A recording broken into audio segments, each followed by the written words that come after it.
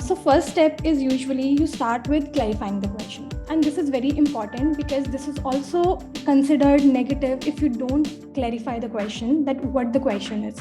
You are mostly getting an abstract statement. Like in this question, interviewer will be like, okay, design a type ahead.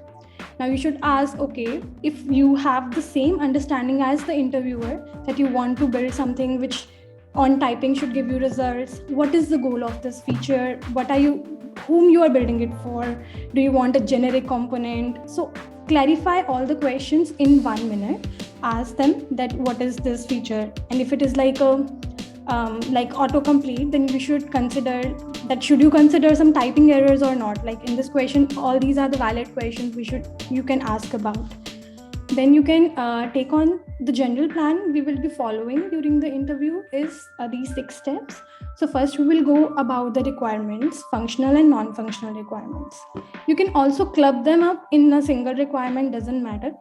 And then third thing is that component architecture. This is very important. So you design, if you're doing a component design, then you should do a component architecture, discuss the props and events, then discuss about the performance and accessibility. So don't miss even performance and accessibility. It's also marked that person did not talk about accessibility and performance. So first we'll cover the functional requirements. So like we are designing a type ahead, what all functional requirements we can have. The basic requirement somebody can have is like when you type on the input, you should get some results. So this is the main functional requirement. Then you should have like a debouncing when you type, because you don't want to overload your network with a lot of calls. So you want to have debouncing. You also want everything to be customizable. So when we are building something, think that you are building a generic thing so that everyone else can use it. You are not building it for a specific case, right? So you want your search results to be configurable, maybe your input box also to be configurable, and you should support static data and the data coming from an API.